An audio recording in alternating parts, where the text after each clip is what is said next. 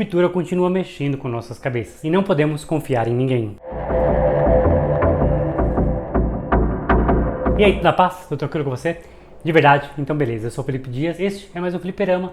Se você for novo ou nova por aqui, se inscreva no botão vermelho aqui embaixo e também ative as notificações para não perder os próximos vídeos. Sabemos que Milchek mentiu, não foram 5 meses que se passaram, e sim apenas 48 horas. Então realmente ninguém mais é confiável. E teve também uma abertura nova. Vemos nessa abertura duas versões do Mark. O seu interno, com sua roupa de escritório, e seu externo, com pijama vermelho. É interessante que eles esbarram um no outro, como se suas memórias e suas vivências acabassem se cruzando. E é claro também que vemos vários locais diferentes, como o Campo de Cabras, que já vimos na primeira temporada, o que significa que esse setor da Lumen será mais explorado aqui. Podemos dizer então que essa nova abertura é sobre o cruzamento entre a vida dos dois Marks, o interno e o externo. E talvez essa nova abertura nos dê alguma pista do que possa vir, como o Mark tentando se libertar, abrindo sua própria cabeça. Será que ele vai tentar fazer o processo de reverter a ruptura?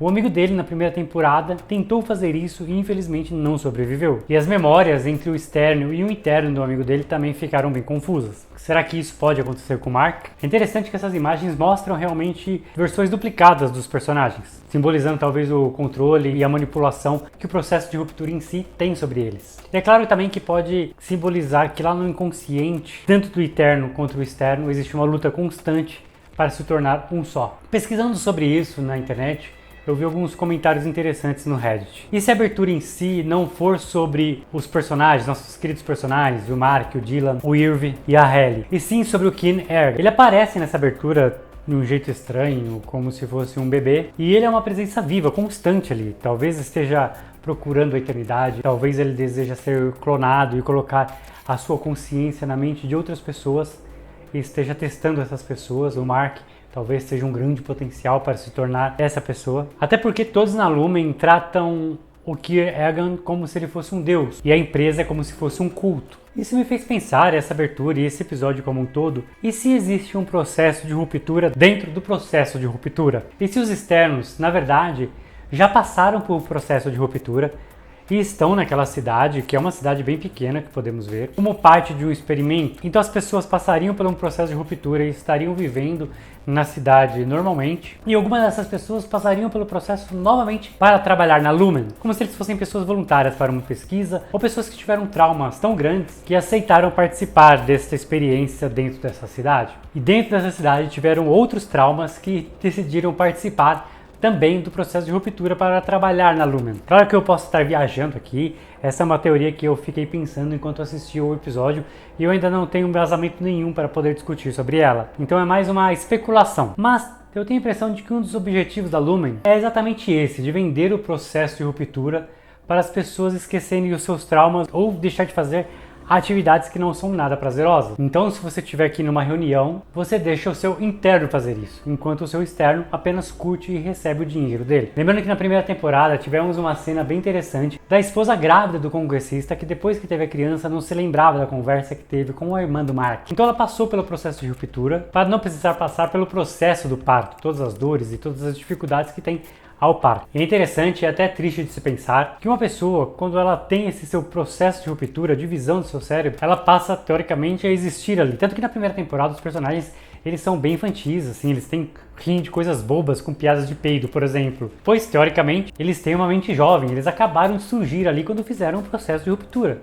Eles não têm toda a experiência da vida dos seus externos. Então ali é a vida deles. E é por isso que eles lutam tanto para ficar e se permanecer ali. Afinal de contas, se eles pedirem demissão, eles deixam de existir. É como se fosse uma morte. Isso me fez lembrar o livro Scanner Darkly do Philip K. Dick. Essa ideia da divisão dos cérebros.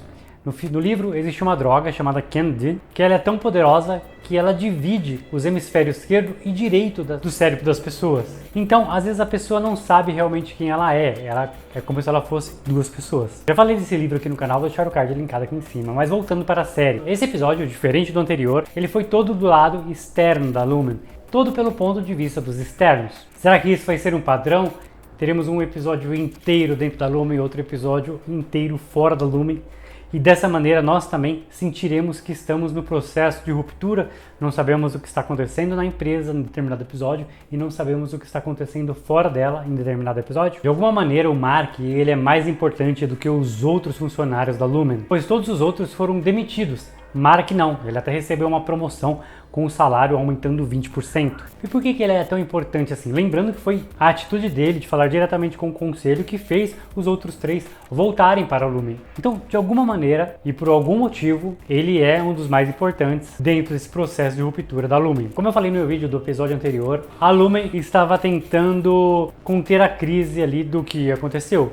Mas na verdade o que realmente aconteceu foram que passaram, como eu disse, 48 horas. E o Milchick estava tentando resolver esses problemas nesse tempo. Não sabemos ainda qual é a repercussão disso. Tivemos um pedido de desculpa da Helena que eu confesso que eu ri bastante, pois foi o típico pedido de desculpa do foi mal, tava doidão, misturei remédio com bebida. E por falar em Helena, aqui tivemos uma cena bem interessante com ela. Dela vendo a Hailey tendo momentos íntimos com o Mark. E ela ficou bem incomodada com aquele beijo. E eu acredito que o fato dela ficar vendo aquele beijo repetidamente, de certa maneira ela teve inveja da versão da Helen. Talvez a Helena nunca teve uma conexão humana tão verdadeira quanto a Helen, a sua versão interna. Nem mesmo com seu pai, pois a maneira como ele tratou ela depois de tudo que aconteceu mostra que ela teve uma educação bem rígida. Helen talvez seja a vida que a Helena sempre quis levar, e vendo aquele beijo naquele momento foi exatamente o que ela sentiu. É interessante essa cena, a fotografia mostra ela bem pequena naquele prédio enorme da Lumen. Ela se sente pequena, apesar de ter um grande poder. E ainda não foi revelado se dentro da Lumen quem estamos vendo, a Helena ou a Helen. Eu acredito realmente que seja a Helen. E eu acredito que realmente essa informação vai estar nos detalhes. A Helen, ela é muito mais sem filtros. Ela parece ser uma pessoa muito mais leve. Já a Helena tem uma expressão muito mais séria, tem uma presença corporal muito mais firme e rígida, e uma maneira de falar também bem rígida. E acredito que são nesses detalhes que vamos perceber quem é que está dentro da Lumen. Uma coisa interessante sobre esse episódio é que vimos um pouco mais sobre o Dylan. Será que ele é uma pessoa feliz? Por que ele resolveu fazer o processo de ruptura, por exemplo? E Dylan, ele é bem diferente do seu externo. Parece ser uma pessoa completamente insegura e mais humilde também. Não tem a arrogância do Dylan interno. Eu fiquei pensando sobre o Dylan. Ele parece muito mais um tipo de pessoa que está cansada de sua vida, um pai cansado, que prefere ir comprar lenços umedecidos, a ligar para sua esposa e dizer que ele não conseguiu o emprego. E na semana passada eu falei que o Ben Stiller e o Dan Erickson parece estar jogando algumas migalhas de pão para nós fãs sairmos pegando essas migalhas e tentar chegar a alguma resposta. E aqui novamente eu senti isso. Dylan, ele fez uma entrevista numa empresa que vende portas e o entrevistador começou a falar com ele de uma maneira bem séria. Aliás, eles fizeram essa piada deles serem bem parecidos e eles são realmente bem parecidos. A barba, o jeito de se portar, a roupa, realmente são bem parecidos. Bom, Dylan está conversando aqui com ele e fala de uma maneira improvisada, talvez, que gosta muito de portas, até que o cara pergunta qual a sua porta favorita e ele diz a porta retrátil. E esta resposta dele não foi uma resposta vã. Quando o entrevistador pergunta por que ele prefere ser essa porta, ele responde que você está fazendo o seu serviço funcionando como todas as outras portas, abrindo e fechando, e quando você não é mais necessário, você pode simplesmente se retrair. E é assim que ele se sente, com certeza. Afinal de contas, ele está se sentindo retraído e está se sentindo que não é mais necessário dentro da Lumen. O externo do Irving apareceu pouco, mas podemos dizer que era um cara dedicado à empresa, por exemplo. Ele não ficou nada feliz de ter sido demitido. Você não achou estranho ele utilizar o orelhão para fazer uma ligação e ligar para alguém e para quem que ele ligou? E vemos Burt também nesse momento espionando o Irving. Com essa cena eu tive algumas dúvidas e eu fiquei me perguntando, será que o Burt passou pelo processo de ruptura ou não? Será que o Burt e o Irving, de alguma maneira, tiveram um caso fora da Lumen também? E o Irving deve ter feito alguma coisa muito ruim e os dois terminaram? Ainda não sabemos dessas informações, mas eu gostei bastante de ver o Burt aqui nessa temporada novamente. Eu gosto muito do Christopher Walker e eu achei estranho ele vigiar e espionar o Irving. Falar dessa cena do Irving sendo demitido e depois sendo recontratado, com o abacaxi sendo entregue. O abacaxi, ele tem uma simbologia interessante, é considerada a fruta da hospitalidade. Ela era muito venerada pelos reis, exatamente pela sua dificuldade de se encontrar e obviamente pela sua simbologia, pela sua beleza e por ela parecer que tem uma coroa. Então na série, você oferecer um abacaxi para uma pessoa, ainda mais uma fruta tropical, no momento de inverno, é um gesto quase manipulador. Você está oferecendo um abacaxi para um funcionário voltar a trabalhar na empresa. Outra coisa que me chamou a atenção foi a placa da moto do Mitchell, que está escrito Remedios Omnibus, que em latim quer dizer um remédio para os homens. E nessa placa também tem o rosto do Kieran Egan.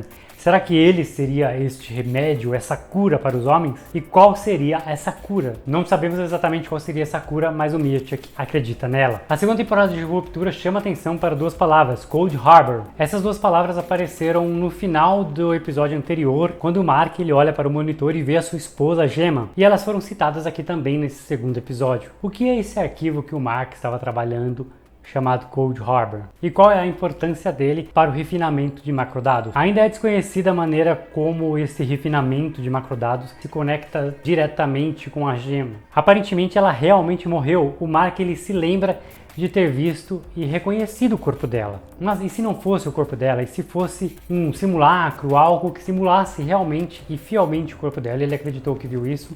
Ou se realmente foi o corpo dela e a Lumen conseguiu ressuscitá-la ou cloná-la, e ela seria um dos grandes primeiros experimentos em relação à vida eterna que talvez a empresa esteja buscando. E é por isso que o Mark talvez seja tão importante. Ele quer entender se essas pessoas tivessem sentimentos, resgatariam memórias, se reconectassem com pessoas do passado. E agora, um dos momentos mais interessantes e talvez confusos desse episódio. Mark ele encontra a Harmony e confronta ela, inclusive assumindo que os biscoitos que ela entregava para ele eram horríveis, mostrando assim que a relação deles já não era verdadeira mesmo. Eu fiquei me perguntando por que a Cobwebs não mentiu para o Mark em relação a Gemma. Ela poderia muito bem ter falado que ela está morta assim, que ele está completamente maluco, que ele estava realmente falando da criança, da sobrinha dele. De alguma maneira, a Harmony tem sentimentos conflitantes com o Mark. E se essa ideia de ruptura dentro de Ruptura for real, talvez eles sejam parentes. Eu tenho a impressão que a Harmony, ela odeia a Lumen no sentido de não ter o reconhecimento que ela merece. Ela dedicou a empresa por muitos e muitos anos e não tem esse reconhecimento. Apesar de a Helena colocar ela num cargo completamente novo, vai criar um cargo especialmente para ela, o que pode ser também um processo de manipulação. Ela não parece estar muito feliz. E você, o que acha dessas informações? Se você tem teorias, deixe sua opinião aqui nos comentários. Vamos debater sobre a série aqui pelos comentários, beleza? E esse é o vídeo de hoje, eu espero que você tenha gostado. Se você gostou, deixa aquele like bacana. Compartilhe esse vídeo nas redes sociais, isso ajuda bastante o canal. E se não for inscrito ou inscrita, se inscreva no botão aqui embaixo. E aqui do lado vão aparecer outros vídeos produzidos aqui no canal. Se você gostou deste, você vai gostar desses aqui também. Muito obrigado por ter assistido esse vídeo até o final e até a próxima.